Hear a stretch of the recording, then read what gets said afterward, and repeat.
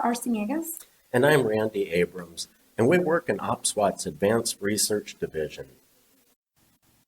OPSWAT has been tracking the CAT APT group for several years now. Recently, we heard some meowing that does not bode well for humanity. Using OPSWAT technology, we were able to disrupt the most ambitious CAT attack to date and apprehend the leader and her chief strategist of the CAT APT group. Welcome to the Killer Kitties presentation on content, disarm, and reconstruction, or CDR. CDR is a technology that deconstructs productivity files, removes potentially harmful objects, and then reconstructs them as functional files that no longer contain content that has the ability to be harmful. CDR does not detect badness, or even try to. If an object is deemed to be of a type that can be harmful, then that object is removed or modified per the administrator's policies. Although CDR works on dozens of productivity file types, today we will focus on CDR and steganography. Without further ado, let's save the world from killer kitties. Cats are the glue that hold the internet together. Without cats, there would be no e-commerce, no social networks, no YouTube, nothing. But this cat is looking to unravel the fabric of our society. This cat wants to rule the world. Sound unbelievable? Check this out.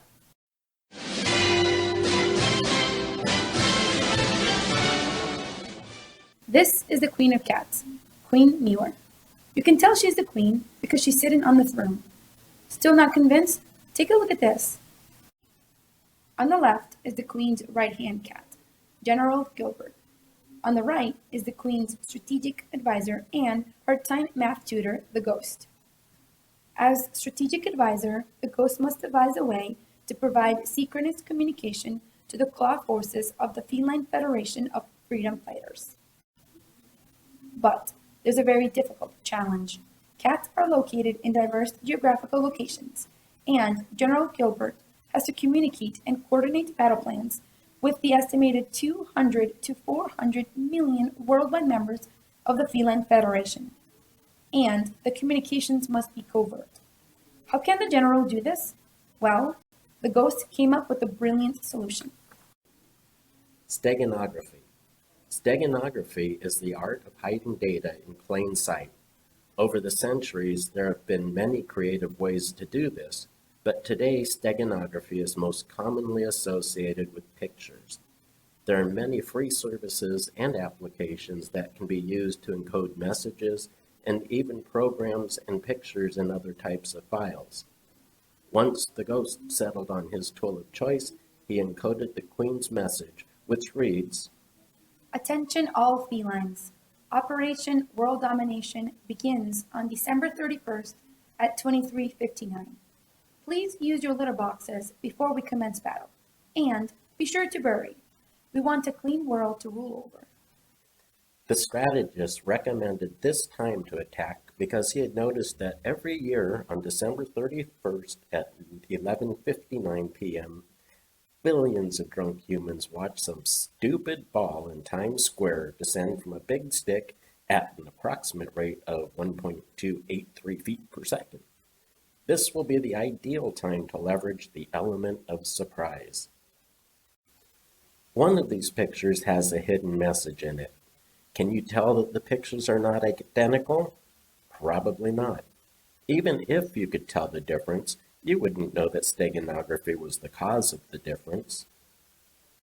The pictures we are working with are portable network graphics files, PNG. Graphic files, like most files, have a specification that includes a header and an end-of-file marker. If you look at the pictures with the hex editor, you will see that both pictures start with PNG and after a few dots, the letters IHDR. Both the original file and the file with the secret message have a proper header. PNG pictures also end with IEND and a couple of characters. Both of the pictures have the correct end-of-file marker. Everything in between the beginning and the end of the file is the data that makes up the picture. The differences in the data between these two pictures is unlikely to raise suspicion or even be noticed. Virtually anyone who might be able to see visual differences will assume that it's due to different resolutions. Even if you know that one of the pictures has a secret message, you will still need to know how to decode it in order to read the message. Good luck with that. The humans don't know which of the cats of Instagram has the doomsday message, but the cats all know which picture to choose and how to decode the message. Steganography is in fact being used to hide malware today. But in addition to encoding a message or a file in a picture, files and other information can be appended to the end of the image, and it is really easy to do. It is as simple as using /b with the copy command to append one file to another. cutecat.png is our picture with the message in it. bad.exe is our malware that has to be appended to cutecat. babygirl.png is the weaponized picture that has the malware appended to the end of it. As you can see, the picture has the correct beginning of file marker and the correct end of file marker. However, after the end of file marker, there is more data. MZ is the beginning of file marker for an executable file. In this case, the executable file is our malware. You might expect that this would alter the image, but picture viewers ignore everything after the end of file marker. The file size does change, but to use file size as an indicator, you need to know what picture to look for in the first place and have reason to inspect the file. If the cats get a hold of the picture before OPSWAT does, then the cats will decode the message and rule the world. So, how do we stop a message from being delivered if we don't know which picture on the internet contains a secret message? Well, yeah, you guessed it. The answer is content disarm and reconstruction. Because CDR is used to process files regardless of the content or behavior, all files are processed in the same exact manner. So, how does CDR break steganography? The way you break steganography in a picture is by making very slight alterations to the image and then making sure it is compliant with the applicable file type specification when it is reconstructed. A couple of approaches to this are to convert a picture from one image format, such as PNG, to another format, such as JPEG, or to change the resolution of the picture. Files that are processed with deep CDR are referred to as sanitized. When the cats go to decode the call to pause from the sanitized image, they will discover that the message is not there, and they'll go back to watching fish screensavers or chasing Roombas. Deep CDR has also removed the malware. Deep CDR did not detect the malware at the end of the image, or even try to. The malware was eliminated simply because the image was reconstructed as a file type compliant PNG. Saving the world from the feline freedom fighters was easy, but enterprises face far more menacing threats. Malware is being delivered in pictures and email. File-based phishing attacks are among the most common ways of allowing an adversary to get a foothold in a network. The problem is that it can be hard for people to differentiate a legitimate email from a phishing attack. Let's make it real now. Does the image in this email contain steganography? Maybe, maybe not. This image was snipped directly from the United States Department of State website. In a spear phishing attack, the perpetrator would have known that the subject is applicable to the target. This would be unlikely to raise suspicion, and the document with the zero-day exploit and malware would execute when the recipient opened the attached document. In order to offer protection against such an attack, Deep CDR sanitizes the image in the email as well as in any attachments. Active content is removed from the document, and the document is then reconstructed as a safe and functional file. All of this is done without any detection of malicious code.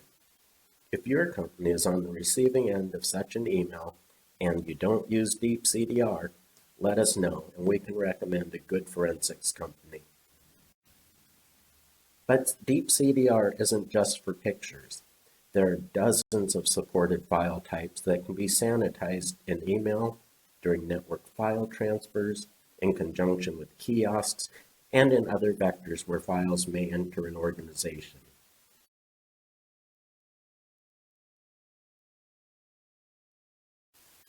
Thanks, Randy.